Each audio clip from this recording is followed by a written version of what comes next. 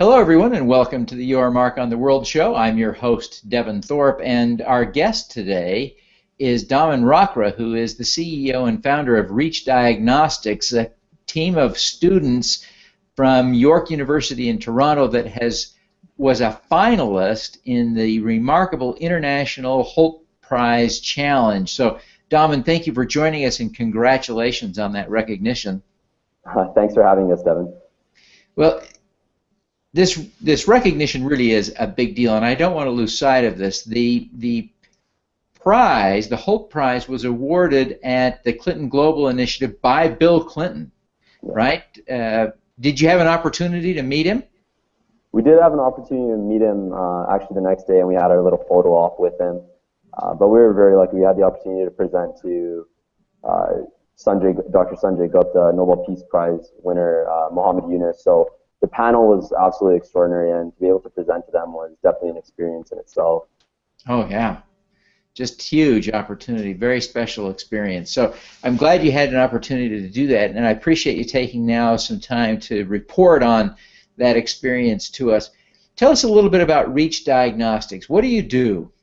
Reach Diagnostics, what we do is provide a diabetes management platform for urban slum dwellers. So what that means is we want urban slum dwellers to have the opportunity to actually know that they have diabetes so that they're diagnosed, and then be able to manage that, because diabetes is what many refer to as a silent killer. It's one that has long-term effects and leads to a number of other non-communicable diseases.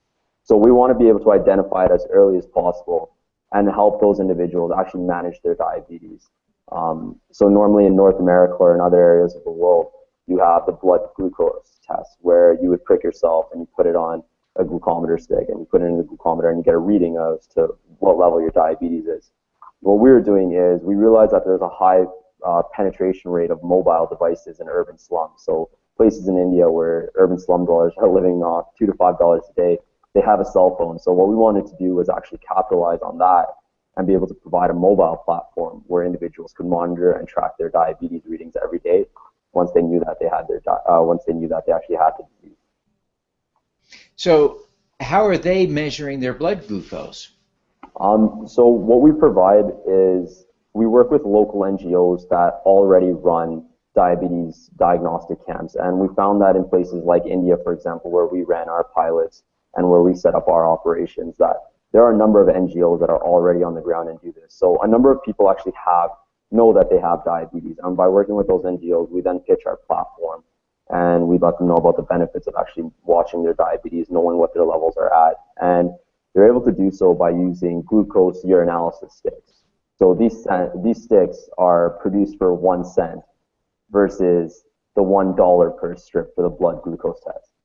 You do sacrifice a little bit of your specificity on it. However, you are able to still understand your glucose levels based on your food, what you've eaten, what your exercise levels are at, and it does give you an indication of what your glucose levels are. And really what it is a call to action to really manage your diabetes. And these glucose sticks, how they work is like a simple dipstick. You urinate on it, depending on the concentration of glucose in your urine, they'll change in color from 0 to 5. And once they have that understanding, then are they medicating with insulin or other drugs, or are they trying to manage this only with diet? How is that working, and how do you run your program in that regard? Yep. So this is where the mobile platform actually comes in. What they're able to do when they find out about what level their glucose is at by looking at the urinalysis sticks, they're able to input the color onto a tracking platform from their cell phone. And then what they will receive are updates as to what they should be doing, what they should be eating. One thing that we're not trying to do is change their lifestyle, because stemming lifestyle change is near impossible, particularly in very strong cultural areas. And so what we are trying to do are adapt normal advice that they would get from a diabetologist or and really put it into a local context. So, for example, in India, there's a treat called a gulab jamun, and what it is a ball of dough dipped in sugary syrup. So you understand why diabetes is an issue in places like this, but it'll be a simple thing such as squeeze the gulab jamun so a little bit of the syrup comes out, and that'll actually reduce the glucose intake by almost 40%. So it's locally adapted tailored advice that they'll be getting for their local areas. And then something else that we do is we plow back our revenues into local NGOs so they can facilitate events such as diabetes awareness days or cricket matches, so that you can also include the physical aspect to combat diabetes. Great, great. And are you giving them coaching? Are they taking medication, or are they? How do you fold that in? Because clearly some diabetics need medication, whether it's diabetes or oral meds. How does that fold into the program? Yeah, you're absolutely right. And in places such as India, where we were, a lot of medication, such as insulin, that they need is free, and it's completely subsidized by the government. A lot of the time, it's really just the awareness of knowing when to get their insulin at the local pharmacy. So what our platform also does is, if you've been tracking at a level 1, which means you've been good, you've had steady levels of glucose, and then all of a sudden it spikes for a few days to 5, and it realizes that this individual needs insulin, it'll send a message to them indicating where the closest pharmacy is or where the closest government hospital is, that they can receive the treatment that they need. That's great. That's great. So it gives you a connection to someone who can say, hey, something's changed in your condition. You need more help, more treatment, more medicine. So that's great. Well, if I understand correctly, everyone on your team is an undergraduate. Where are you finding the expertise, and how have you been so successful to get this far in the Hult Prize competition? We're lucky to have a great team of undergraduates. So 4 of us were in our senior year, or actually our 4th year of university. So we just graduated, and actually one of our members was a sophomore when we were going through the Hult Prize. He's currently in 3rd year.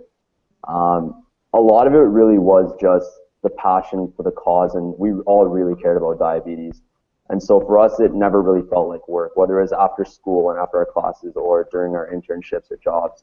We would meet up and we'd work until 3, 4, 5 in the morning.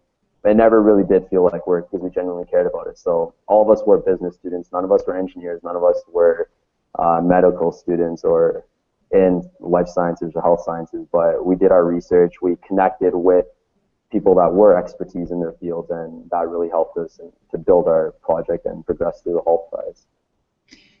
Really amazing work that you're doing, but you didn't actually get the $1 million prize, so I imagine you need some money to make this thing work. How are you coming on fundraising? We were very lucky. We had the support of our business school, Hult School of Business at York University, and we've had some great mentors that have connected us with funders and VCs within Boston when we were there, as well as in Toronto, where we're based out of. So we're lucky to have received some funding, and what's great about the Hult Prize is, even if you don't win the $1 million, there are a number of investors and a number of very influential people within their communities that did find an interest in your business, and they are willing to fund you. And so that happened to us. We had a few individuals come up to us and talk to us about any plans to come down to their countries, and they wanted us to run pilot projects, and they were willing to fund it. So the Hult Prize is a great platform to actually present your business. Whether or not you win the $1 million, it gets your business out there, and it allows others to see what you're willing to do and show an interest in the funding. That's very cool, very cool. It's exciting to see what you're doing, and we certainly want to see you be successful. I imagine that there are people who are watching today that would be interested in finding a way to connect with you and to find some way to support what you're doing. What's the best way for them to get in touch with you? Yeah, definitely. You can reach me on Twitter at Daman Rakra, as well as through email at Daman, DHAMAN, at reach25.org. Those email and Twitter are probably the best way to get hold of me. You can also find me on LinkedIn, and I would love to talk, whether it's about our business, diabetes, or just social entrepreneurship in general. Fantastic. Well, Daman, we really congratulate you on your success, and thank you for taking the time to be with us here today. Thank you for having me, Devin. All righty. Let's do some good. Let's do some.